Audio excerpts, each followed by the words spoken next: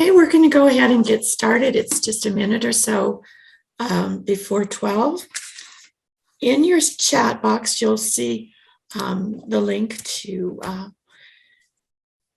answer your attendance on the smart sheet, or you can scan this symbol here on the slide. I'm about ready to stop sharing this slide and let Dr. Lieu take over. Before we get started, I just want to do a little housekeeping. Please mute yourself if you're unmuted, because that works best. Thanks. So, good afternoon. I'm Cynthia Snedden, and I manage the Cancer Center Education Advisory Board. Thank you for joining the presentation today. I will send an email to everyone who completes the attendance registration, and in that email, there will be a link to an anonymous survey. We hope that you'll take a minute and complete that and return it, because that's how we get feedback on these events. Any questions you have? Any questions you have, please? It's fine. I have these in. Could you please mute yourself, everybody? Thank you.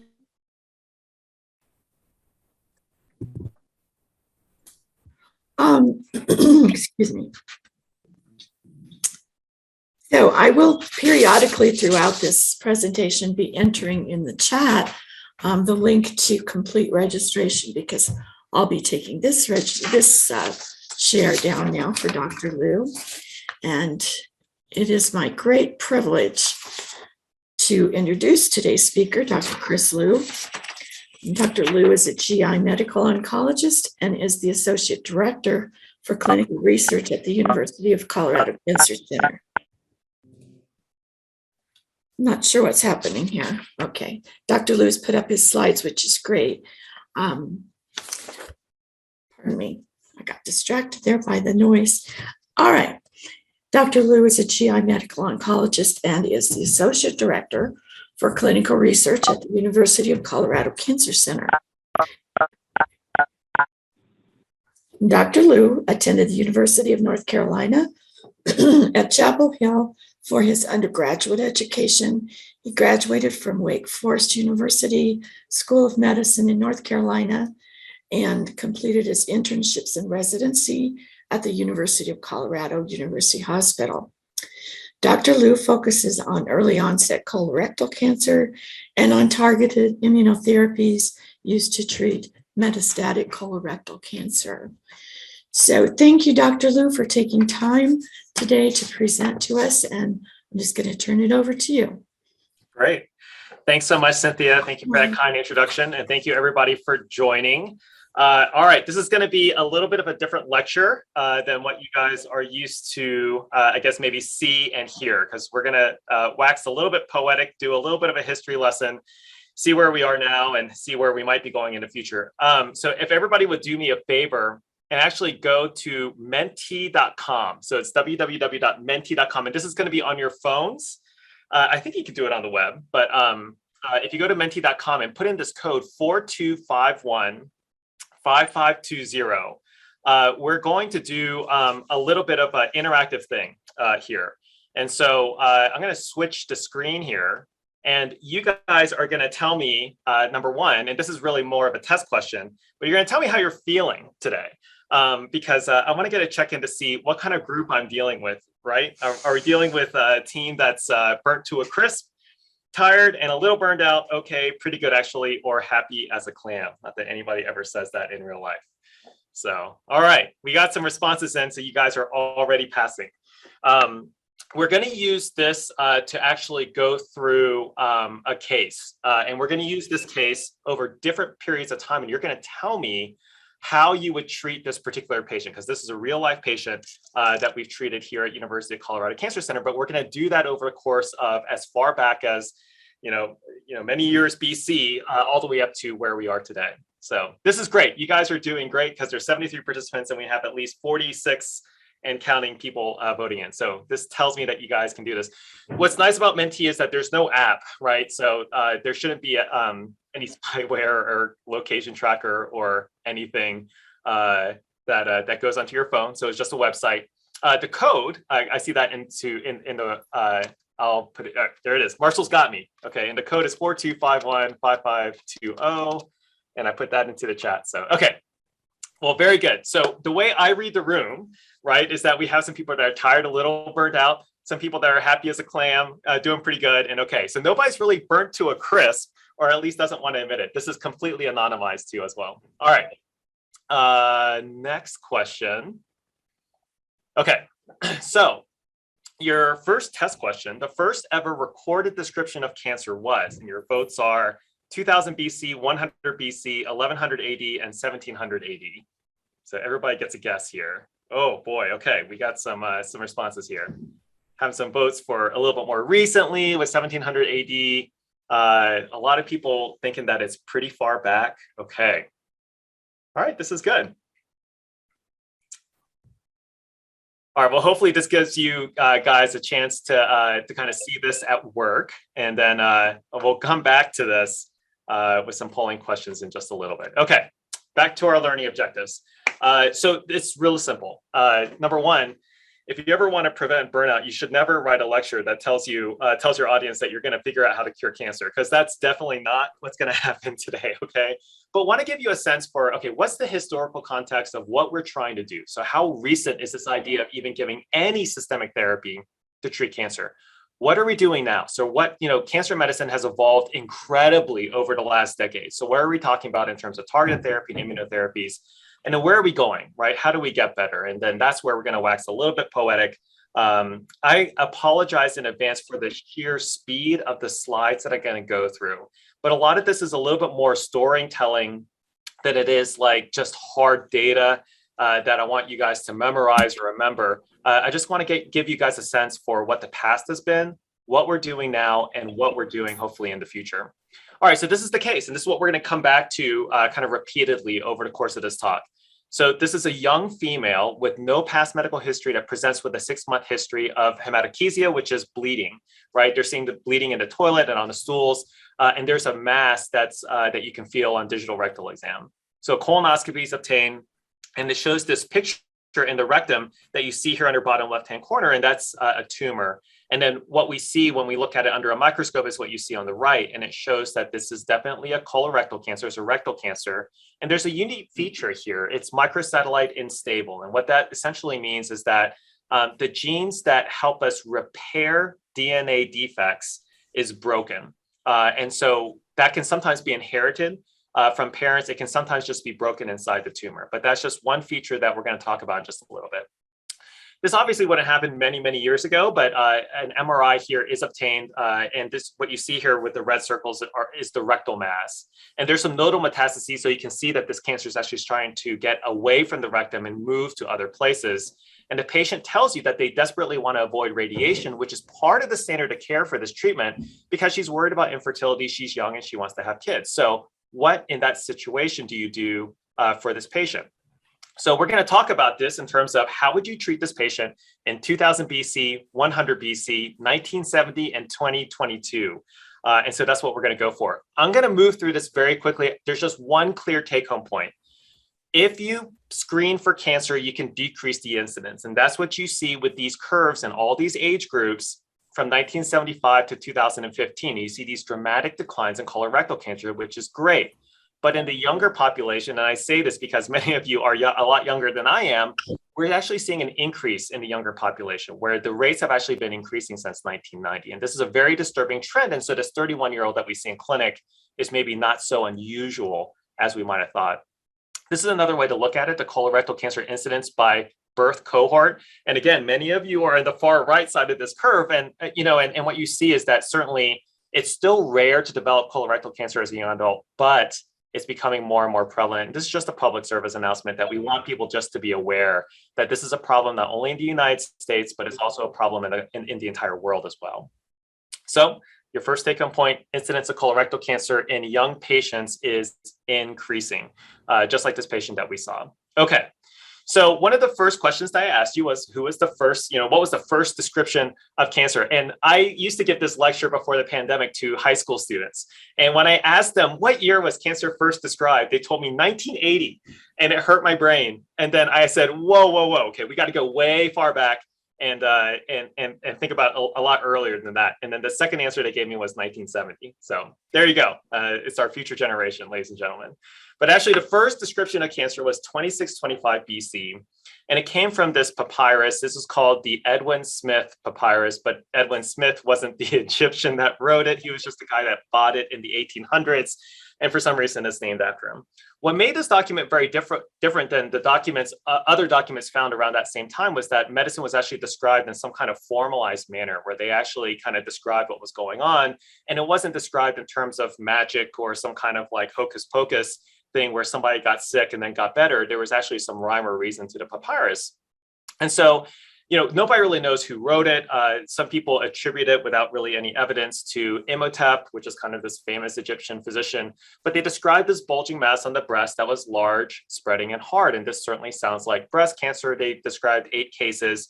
And the only treatment, right, was this cauterization with a tool known as the fire drill, which is this picture that you see in the top right-hand corner, which looks and sounds really awful and terrible. And interestingly, they say effective therapies, there is none, even though they were treating this patient with the fire drill. So now I'm going to take you back to 2000 BC. How would you treat our 31-year-old female with newly diagnosed rectal cancer?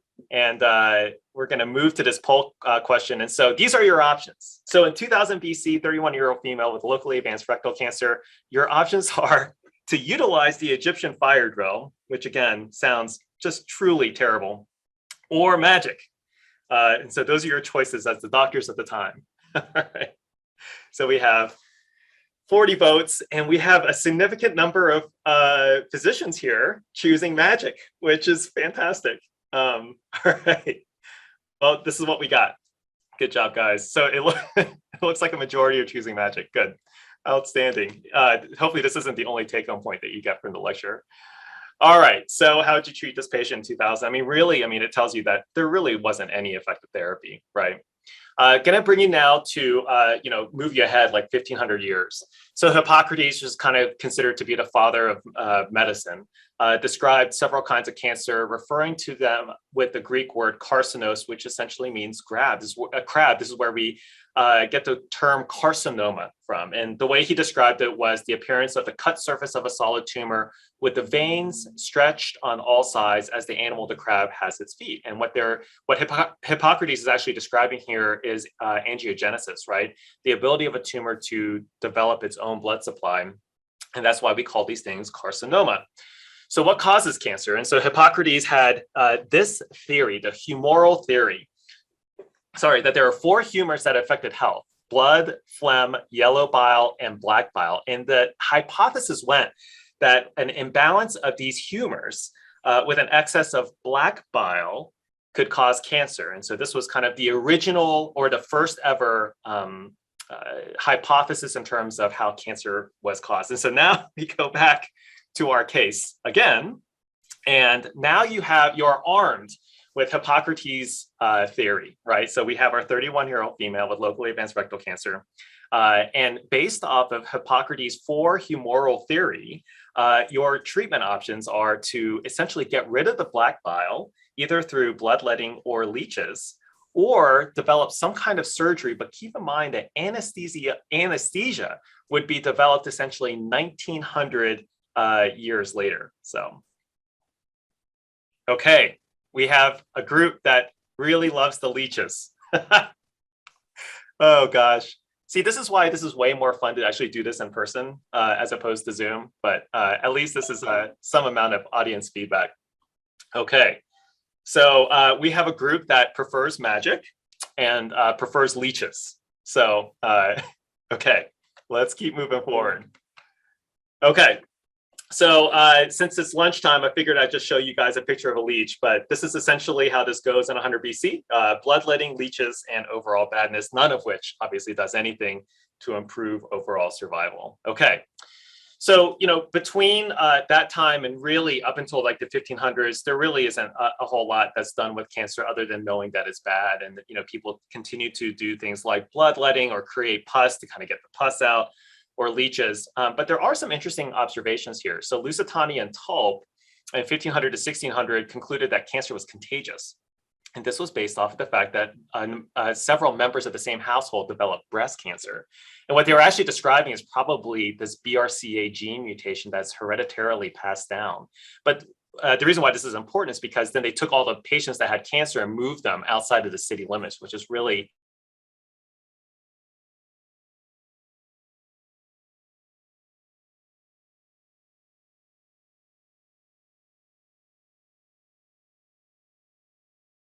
an injury. And nearly a century later, development of anesthesia prompted regular surgery for movable cancers that had not spread to other organs. And so I just want to keep in mind that John Hunter made this observation in the 1700s, but there is no surgical anesthesia that was really successfully utilized until 1846. So you can imagine how awful that must have been. And then finally, really the father of kind of modern pathology was Virchow. And he hypothesized that growth could occur by essentially in two ways, either by increasing cell numbers or by increasing cell size. And what he was actually describing was hyperplasia and hypertrophy. And cancer was a disease of pathological hyperplasia. And Virchow was actually correct. That is a correct observation. But I really took you essentially 4,000 years from Imhotep all the way to Virchow to kind of tell you essentially this final observation that we know to be true, and that is, cancer isn't some kind of magical thing, and it does have nothing to do with the humoral theory, and it's certainly not contagious, but it's this idea that you have normal cells that then get damaged, and there's some internal factors that occur, as well as external factors. And this is one of the big take-home points of why cancer is so difficult to figure out and cure. And that is, it's not just what's happening inside of the body, which we already don't know enough about, but it's all the external factors and how that influences what happens inside the body as well. Well, we know that eventually these cells develop the ability to not die, undergo apoptosis, which is programmed cell death, and then you get progression into cancer. And this happens over the course of time. And then not only does a solitary tumor develop, but it then can metastasize to other areas. All right, so that kind of gives you a history of the description of cancer, but what about the history of chemotherapy? So many of us that are on this call are involved with either the delivery of standard chemotherapies or standard agents, or the delivery of clinical trial, right, investigational agents.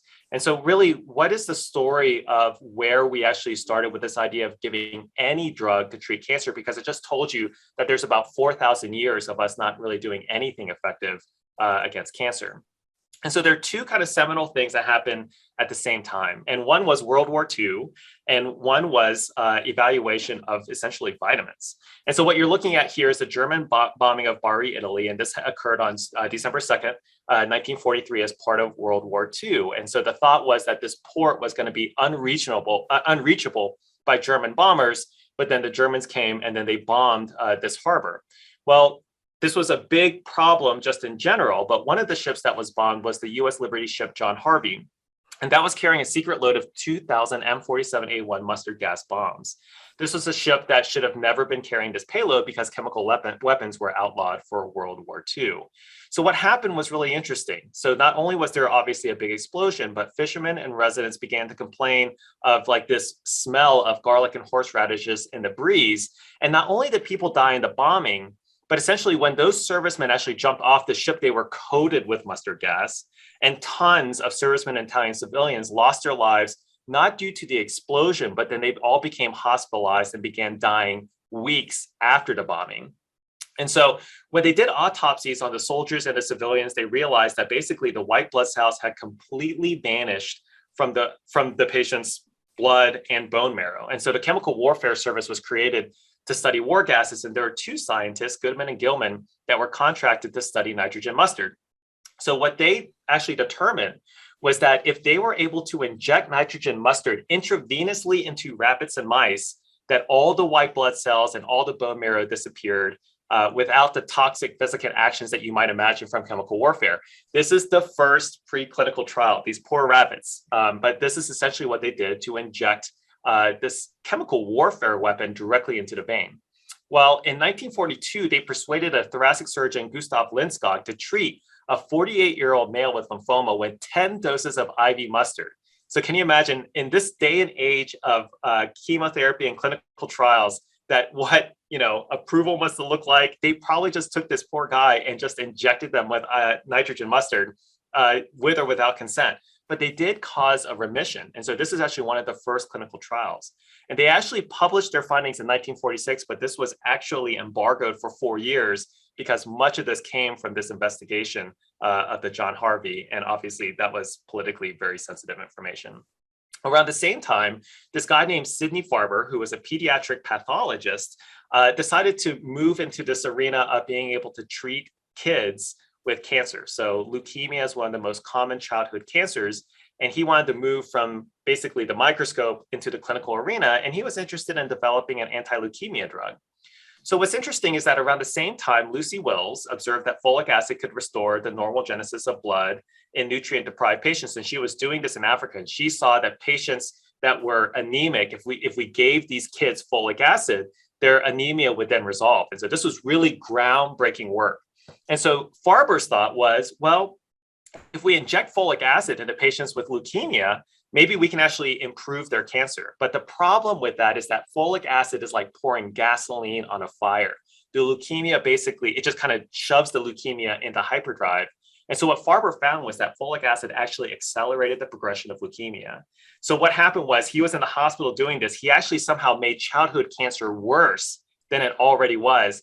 And the hospital essentially shoved him into some back corner of the hospital, say, please don't ever try to do anything ever again, because you're actually making a really, really bad disease even worse. So he actually took that observation and learned from what he did wrong. So the thought was, well, if folate made cancer worse, maybe we can design an anti-folate and give it to patients where maybe we can slow down their leukemia. So he tried it once and it didn't work, but it didn't make things worse. And then he got another version of the anti-folate called aminopterin. And what he was able to do was basically decrease the white blood cell count, which is extraordinarily high in leukemia, to 1/6 of its peak value. And this patient, which had never been seen before, was finally walking around, and his spleen and liver returned to normal size. This was a really kind of miraculous improvement in childhood leukemia. And so this was the initial New England Journal of Medicine publication from 1948, that 10 of 16 patients had responded to aminopterin. Now, 5 children remained alive 4 to 6 months after diagnosis, which sounds horrible, but this was an incredible improvement in the treatment of acute leukemia. And so, it does kind of show you that you can move from the very back of the hospital and be shamed. And then now, if anybody wonders, this is the reason why Dana-Farber Cancer Center in Massachusetts is called what it is because of Sidney Farber's contributions. So, this is kind of the beginning. And so when you think about chemotherapy and any drug to successfully treat any cancer, we're talking about the 1940s. So it has not been hundreds of years of utilizing systemic therapy to treat cancer. This is really something that's really been done really only in the last 60 to 80 years. Around that time, there are other advances, right? When cancer is confined to a local site, we've discussed that surgeons have understood that cancer could potentially be cured if you catch it early enough. William Halsted at Johns Hopkins pioneered the radical mastectomy in the 1890s, and that was a game changer for breast cancer. And then certainly the discovery of X-rays in the early 1900s led to radiation being used to kill tumor cells. And so there's really interesting story of this guy named Emile Grube, who is a 21-year-old medical student who gave an elderly woman with breast cancer radiation using an improvised X-ray tube. And this was essentially the beginning of radiation oncology. So even radiation oncology is significantly older than this idea of giving systemic therapy to treat cancer. All right, so now I've moved you into the 1900s, all right? And so how would you treat our 31-year-old female with newly diagnosed rectal cancer? So we've tried magic, we've tried leeches, all right? And so let's move on to what the tools we have available to us now to treat our young patients. So we know that if we can't catch cancer early enough, surgery is an option. We have one drug from 1957 to 1997 that's FDA approved to treat colorectal cancer. So for a 31-year-old female, your options are surgery, 5-fluorouracil chemotherapy, or what a lot of people are choosing is this combination of surgery and chemo afterwards. So already we have proponents of what we like to call multidisciplinary care. This idea that surgeons and medical oncologists can work together and radiation oncologists can all work together to treat the patient. And this is kind of essentially how the patient would be treated in 1970, is this idea that, well, we'll do surgery and then we'll try some chemotherapy. There's only one drug. So as a medical oncologist, it's really easy, right? You just write for the one drug. All right. So many of you picked surgery and chemotherapy, and what you're seeing here is the chemical structure of 5-fluorouracil, which unfortunately still remains one of the big backbones of our treatment for colorectal cancer today. But okay, so we're getting a little bit closer into modern medicine. So where are we now, right? So to kind of, we've talked about a lot of the history. So where are we now and where are we going? So I want to talk about some of the things that have really evolved over the last 10 years and really even over the last 5 years, where it's dramatically altering how we're treating patients, because it used to be that if you only have a handful of chemotherapies and they're all super toxic and you can combine them in any number of ways, there's only so many things that you can do, right? So if you were a GI medical oncologist from 1957 to 1997, you're just dealing with one drug. And so what are we doing now? And so I talked about 5-fluorouracil being really the only drug. There are currently now 16 FDA-approved drugs for metastatic colorectal cancer. Now, this, which is great.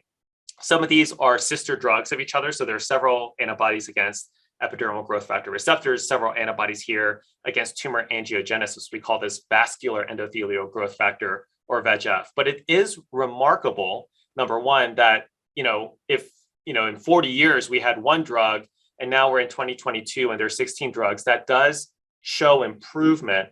But I'm going to tell you where we've had some successes and really where we're only helping a minority of patients. And so this is really kind of the underlying problem with cancer. And that is the traditional cancer treatment strategy, just like you saw with Farber's work and just like you saw with the lymphoma work and nitrogen mustard, it's just that it's a one size fits all. And so as people who treat cancer, it shouldn't be really surprising to us that if we have 5 patients that develop a cancer in the colon, but they all have different genetics, their tumor also has different mutations, and they have different environmental exposure, that maybe out of the 5 patients, 4 people don't respond at all, but 1 person does. And it's really incumbent upon us to determine, well, why didn't these 4 patients respond? And why did this 1 patient respond so well? And the problem is that we oftentimes don't know why somebody has a response and why somebody really doesn't.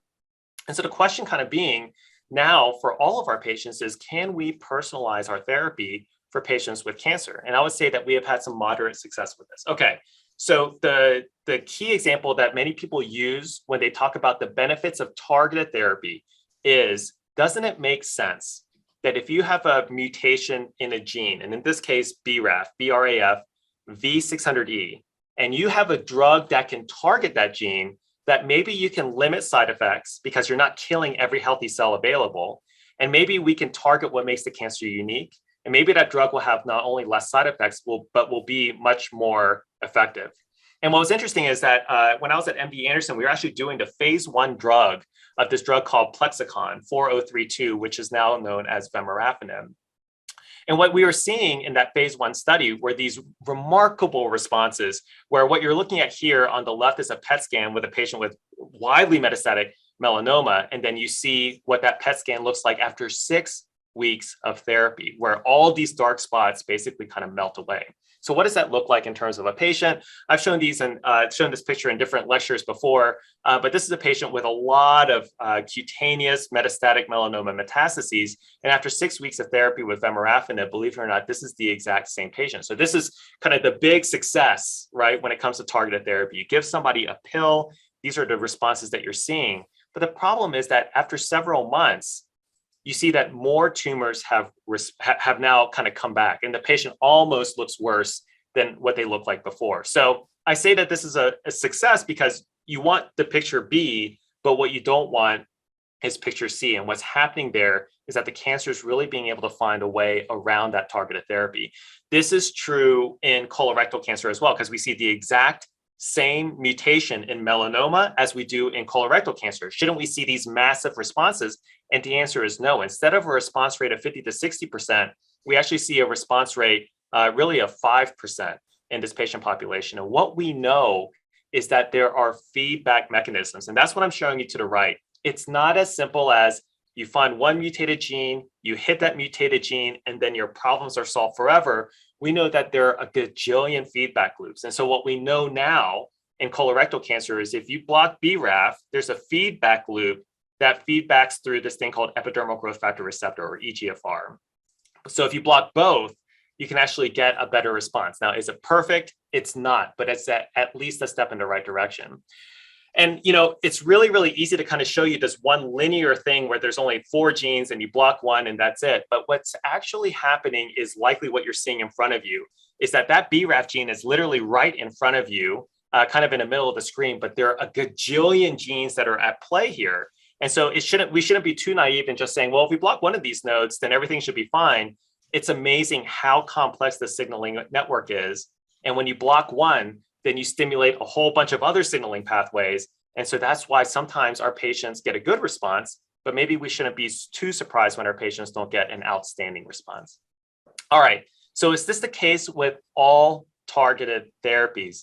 And the answer is no. Every once in a while, we can find the gene that appears to be driving the cancer significantly. And I'll use this as an example. So NTRK is a fusion protein that was really, really well described by our group here. And our group was involved with these clinical trials. So this is actually work that's been done here at the University of Colorado. And that is when these chromosomes and these genes fuse together, they create this thing called a TRK fusion protein. And when that fusion protein develops, it stimulates all this signaling downstream.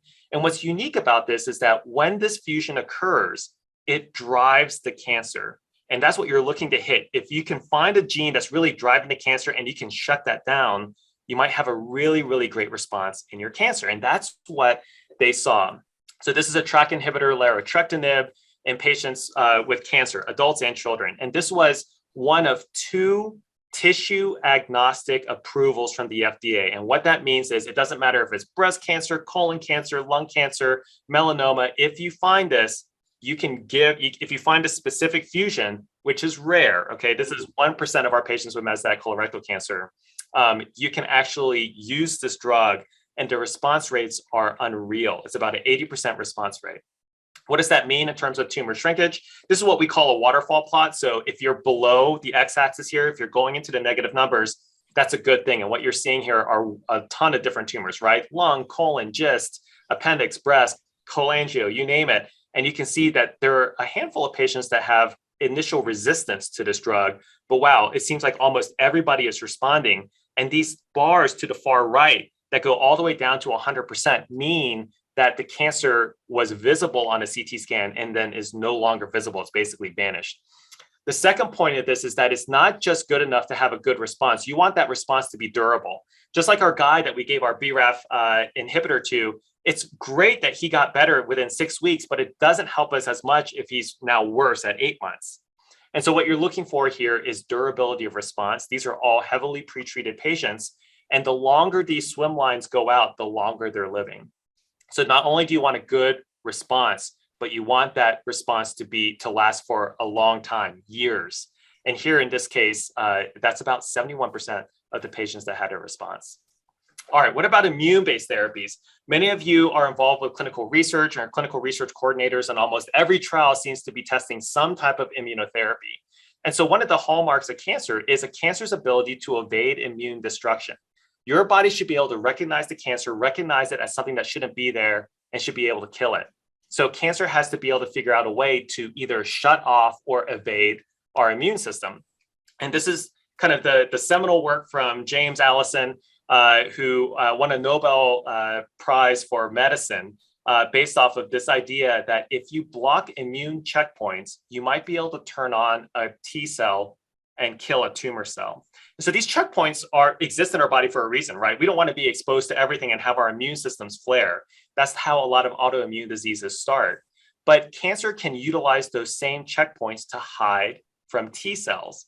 And so this idea is very, very simple. If there's a connection made between PD-1, programmed death ligand receptor 1, and the receptor, and that connection is made, then it's a stop sign for the T cell. So if you just develop an antibody that blocks this connection, you turn the T cell from off onto on, and then hopefully it targets the tumor cell. So going back to our patient, our 31-year-old had a marker called microsatellite instability high. What this means is that the mechanism, the spell checker we have in our DNA replication is broken. And when that's broken, a typical colon cancer has about 50 mutations per tumor. An MSI high tumor has 1,500 mutations per tumor. And when this happens, the T cells actually come to the tumor because it recognizes that there's something really bizarre growing inside the body, but they're just shut off. And so what you see, particularly in picture B here on your right, are a bunch of T cells that are actually residing inside the tumor. They're just turned off. So doesn't it make sense that we could utilize something like immunotherapy to turn on those T cells and get them fighting the cancer? So this was results from Keynote 177, which again is another study that our cancer center was involved in. And this was asking the question, can we treat patients that would normally be treated with chemotherapy for metastatic colorectal cancer and instead give them immunotherapy to start with? In other words, for 60, 70 years, our pattern has been metastatic colorectal cancer, give them chemo.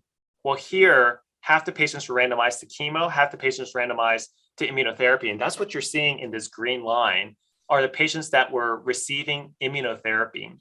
And there are two take-home points. Number one, not everybody has a response, right? But the second take-home point is that it's not only better than chemotherapy, but there are a handful of patients here who have these durable responses, almost half of the patients, where they're living for 3, 4, 5 years without any cancer growth. And that is a remarkable achievement. All right, so part of what we wanted to talk about was, well, where are we now in terms of directing therapy for metastatic colorectal cancer? And this is essentially how we were personalizing therapy for patients with metastatic colorectal cancer in 2011. We had knowledge of KRAS, which we know is a resistance marker, so we don't give certain patients that, and then the rest we don't know. And this is what the graph looks like today. So when you have a patient with newly diagnosed metastatic colorectal cancer, this is how the pie is divided up. And granted, many of these slices are 1% to 2%, so it's not a ton of patients. You can start to see us chip away at this pie where we're starting to offer more and more personalized therapies for patients with metastatic colorectal cancer. I will tell you that this pie chart looks a lot better in non-small cell lung cancer and in melanoma and other diseases. But here, even in colorectal cancer, where we're maybe a little bit behind the curve, we're still at least starting to get a little bit better where we can offer targeted therapies for patients. Okay, so get your phones ready because here we are. So now this is real life in terms of how we're going to treat this patient in 2022. So again, just to recap, is a 31-year-old female, MSI high rectal cancer. It's stage 3. It's in the lymph nodes. And the patient desperately wants to avoid radiation, and she is worried about infertility. Now, remember, MSI high rectal cancer is only 4% of our patient population, but it's a critical patient population. And so we're going to go back to our case. All right, so we've done magic leeches, we've done chemotherapy with some surgery. And so I am going to ask you what you would do today. And so the current standard of care is to start with chemoradiation. That is the standard of care. And the reason why is because you give chemoradiation to the patient, then you give chemotherapy, and then you do surgery. And you have a 31-year-old with this special biomarker and really doesn't want radiation therapy. Wow. So I think I've convinced a lot of you to use immunotherapy. Okay, we have one vote for FOLFOX. I also will vote for FOLFOX because I'm going to tell you that that's what we did, but I'll tell you why. All right, so we have a lot of believers in immunotherapy.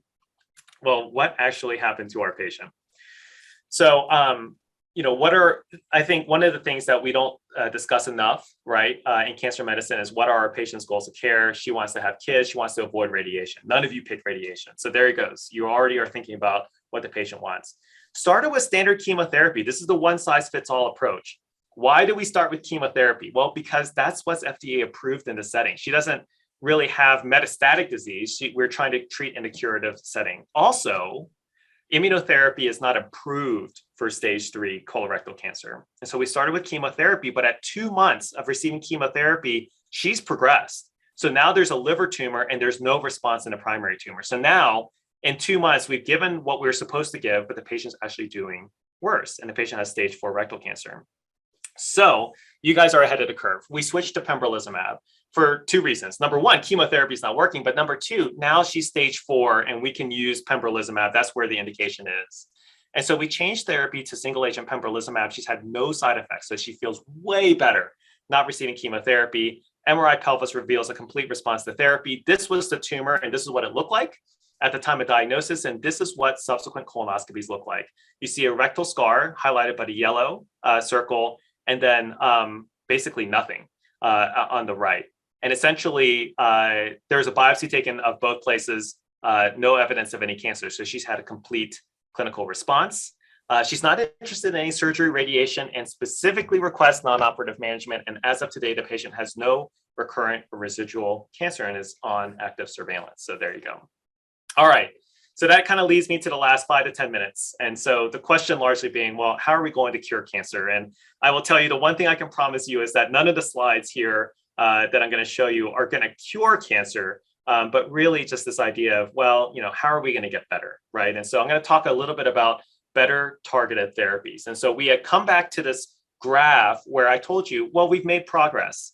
But what about this, say, 45% in this light green that really don't have any actionable biomarkers? This is still a gigantic proportion of our patients with colorectal cancer. What are we going to do for those patients? I will tell you, for any of those that have any biochemistry background, KRAS is a gene that's basically the most commonly mutated oncogene, or gene that drives cancer in cancer. And the problem with KRAS is that it would be great to target because this is such a commonly mutated gene. But part of the problem is that it is almost impossible to drug. And the reason why is because the binding that KRAS has from its inactivated to activated complex is about 1,000 times stronger than many of the genes that we target with our currently available compounds. So, if I'm playing with my dog and she has a toy, I can usually get it away from her. But, doing it against a lion or an elephant would be a lot harder. And essentially, that's the problem. We cannot competitively inhibit KRAS. And so what's interesting now is that with advances in science, we are actually able to do this for a specific mutation in KRAS. And so I do want to highlight this paper that came out in 2013, that these investigators used protein mass spectrometry to screen 480 tethered compound libraries for KRAS G12C in its inactivated state. And so this is an incredible amount of just testing compounds, something that would have never been thought to have been possible, a decade or 2 ago. And so what they were able to do by screening all these compounds was actually develop a drug to target KRAS G12C. And what we're seeing is not only an FDA approval for a drug that targets KRAS G12C in lung cancer, we're also seeing these pretty impressive responses in metastatic colorectal cancer. And so genes that we previously didn't think that we would be able to target, we're actually able to target. But what does that mean? It means great bench side research. And what that means is, all the work that happens up in these research towers is critically important. And a lot of this is going to be driven by academic sites to learn more about tumor biology and then to be able to develop drugs in this setting. What about better immune therapies? We talked about what our patient got, pembrolizumab, which is an immune checkpoint inhibitor. Well, this is something that is now has come through heme malignancies, but those of you in the CCTO are going to start seeing CAR T studies come through solid tumors. And so what is this? It's this idea of taking out T cells out of a patient, reprogramming them to actually target cancer cells, and then expand them, and then basically place them back into the patient. And this idea that maybe we can actually design T cells to fight cancer for us. And you're going to see this come through in sarcoma. I know we're opening a trial in metastatic colorectal cancer, but this is kind of the next evolution of really utilizing the patient's immune system to be able to fight cancer. What about better immune therapies and learning from our mistakes? And so, part of, Sidney Farber, right? Initial try at trying to cure childhood leukemia actually made childhood leukemia worse. And so when we fail, it's incumbent upon us to do better and to learn. And so I use this as a highlight because I think that this is more commonly the case in cancer medicine than not. This is a combination of an immunotherapy and a targeted therapy in metastatic colorectal cancer. And here they took data, early data from the phase 1 study, which is what you see in the top left-hand corner, and they had 4 responses out of 20 patients. And so they thought, okay, well, this is exciting because the response rate is typically 0 for each of these agents, but when combined, there's some response rate. So they launched a gigantic phase 3 study. And the results of that I'm showing you on the right. And what you're seeing are 3 curves that basically all intersect each other. And this is standard of care, this is immunotherapy, and this is the combination. So this is the best example I can show you of a completely negative study where no intervention was better than our standard of care, which, by the way, is awful. So this is the underlying problem. This is a negative study. The company, the industry sponsor, gives up on the combination, so it's never to be heard from again. And there are no further publications on the regimen or the biomarkers of response. And why that's a problem is that nothing is ever learned. Why did it fail? Were there people that actually had a really good response? We're never going to know who those are. And that's why I think that a lot of this needs to be driven. All of us run industry-sponsored studies, and I think that obviously there's tremendous gains in cancer and overall survival through those industry-sponsored studies. But to learn more, to not just get this negative result and then give up on it, is really going to. This is where I think that I want to highlight the importance of investigator-initiated trials. And I'm going to give you an example of that. This is just an article that was published in Nature, kind of highlighting that negative results have to be published. And so papers testing a hypothesis returned a positive conclusion, increased more than 22% from 1990 to 2007. So by 2007, more than 85% of published studies claim to have produced positive results. So if 85% of all published studies produce positive results, we should have cured cancer like 4 decades ago. So simply put, and this is the quote from this, we need more honesty in science. I think part of learning from our failures, right, is so critical. And so I kind of highlight one of our IITs that we're running in GI oncology. This is a study, again, of targeted therapy and immunotherapy. And again, just like the cobimetinib and the atezolizumab data I showed you, there's a handful of patients that respond, and there's a handful of patients that have progression of disease right away. And this is what you see in a lot of studies, some responders, a lot of stable disease, some progressors. And the problem is, can we really tease this out to determine why patients are either responding or not responding? And maybe we can do better the next time. And so as part of the clinical trial, patients get treatment, get a pre-treatment biopsy and get a post-treatment biopsy. As physicians, we don't like to do these biopsies because we don't want to subject our patients to any further procedures than they need to have. But the reason why this is so important, and I will tell you that our patients are very motivated to give back to the world, to learn from what's going on with them, and to get better for the future, is this idea that if you have a pre-treatment biopsy and a post-treatment biopsy, you might be able to learn why patients aren't responding to this particular regimen. And so from this study, we learned that patients that were not responding to the therapy actually had high expression of another immune checkpoint called TIGIT. And so this idea of doing bench to bedside research and then bringing those samples back to the bench may help you then go back to the clinical side. And the next study will look at TIGIT inhibitors with bevacizumab and pembrolizumab. Maybe we can improve on what we're doing by learning from our mistakes that we've made in the past. But if we don't do these type of studies, if we don't collaborate in this way, then we're never going to get better. All right. And then finally, I'm going to end with this. And so this is going to be a quick run through about prevention. And that is, the best way to cure a cancer is to prevent it from ever happening. I want to show you colorectal cancer screening rates across the country. And Colorado is right here at 69%. So we're neither the worst nor the best. The best appears to be in California and in the Northeast, but we're still doing okay and certainly better than some of the lower rates that you see in the South.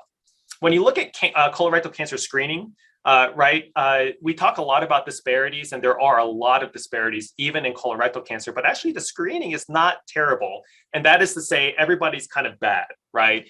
We want these rates to be above 85%, 72% is not terrible, but you can see lower rates in Hispanics and non-Hispanic American Indian or Native American, and slightly lower even in the Asian population. This is the biggest differentiator in terms of who gets screened and who doesn't.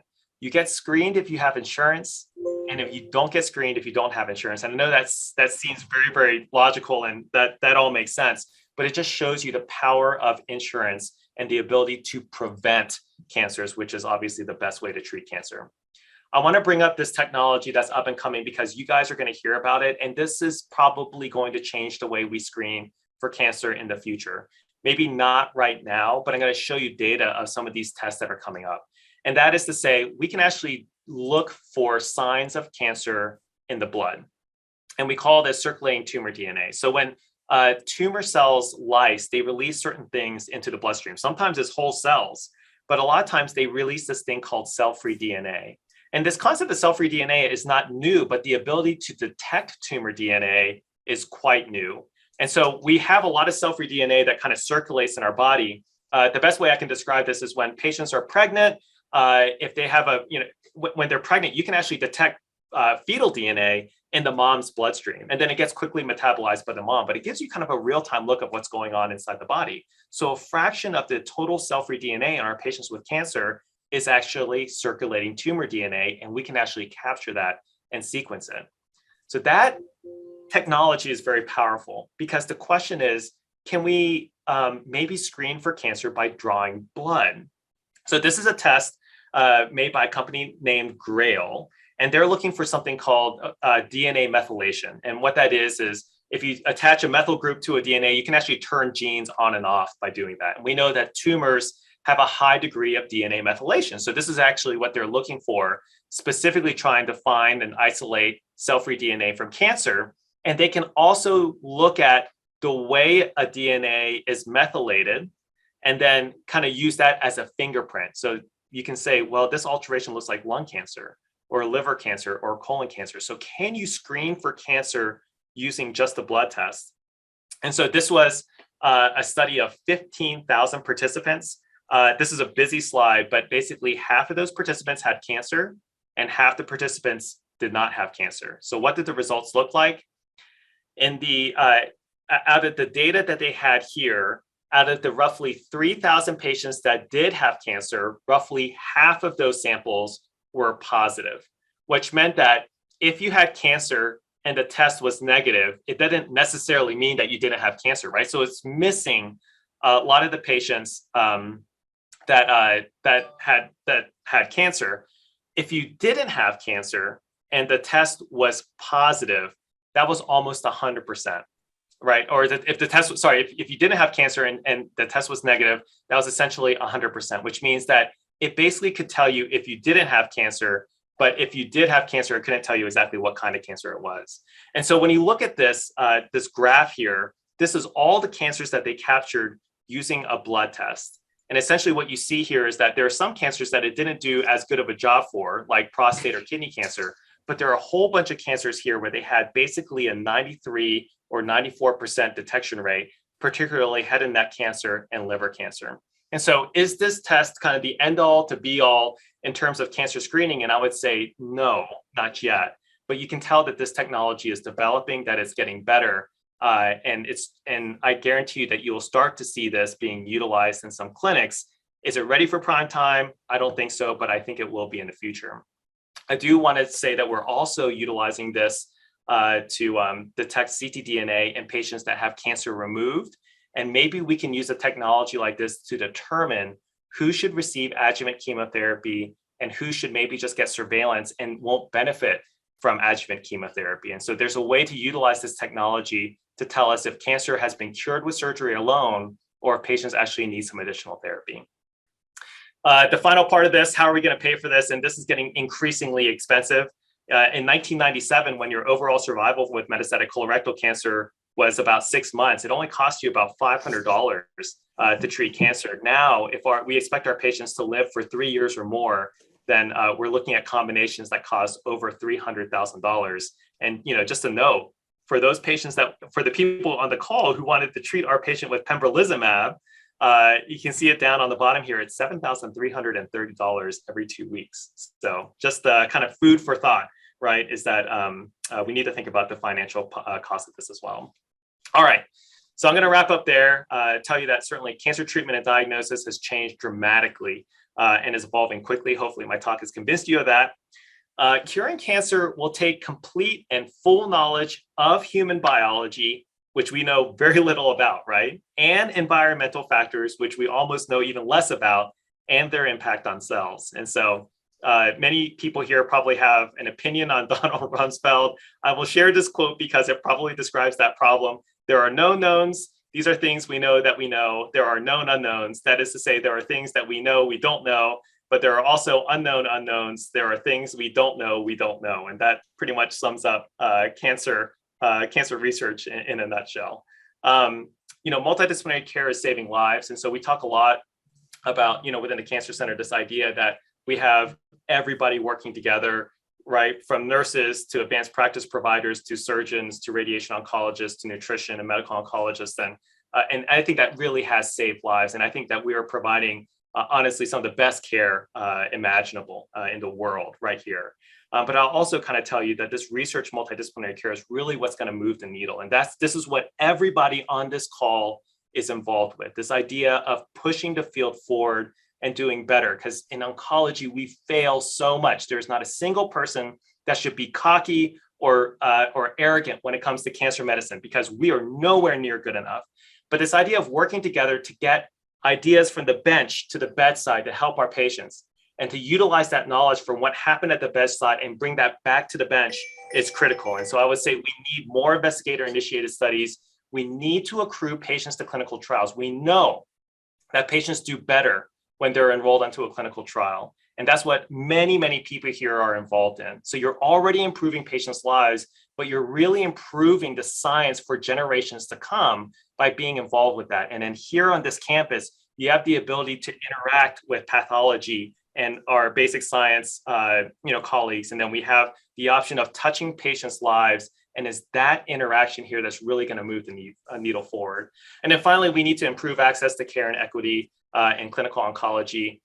We need to get the prices of these drugs down. How do we do that? You get more drugs approved in the same space. If you do that through outstanding clinical research, the price of drugs will come down because of competition.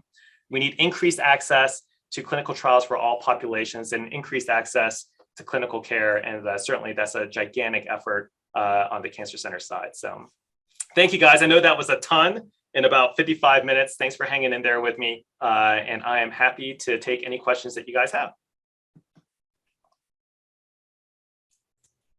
I think Amy had a question. Are you still with us, Amy? I am. I was wondering in the example, it was a few minutes ago, why you don't use Pembro before it hits stage 4? You said in stage 3, we don't treat with Pembro. That's a stage 4 thing. I was wondering why that is. Yeah, that's a great question, Amy. The simple fact is that we don't really have the clinical trial data to suggest that we might be harming patients in that setting. So we have a lot of examples where things work in the metastatic setting, but don't seem to work very well in the curative setting. I think that's what really has made everybody very fearful, that we have this great data in stage 4, but what if it doesn't work in stage 3 and we lose our opportunity to cure patients? And I think that's what makes everybody afraid. Having said that, if somebody gave you the option to get an immune booster versus chemotherapy, what would you choose? And certainly our patient had very strong feelings about that as well. I think the other part of this is that we're actually learning from other institutions, and we have a subset of patients now that have received immunotherapy up front. Other institutions have done that. We're actually all sharing data. And actually, I think the standard of care is honestly is changing rapidly, where patients are now getting immunotherapy, and that's all they're getting. They're not even getting surgery. Amazing. Thank you.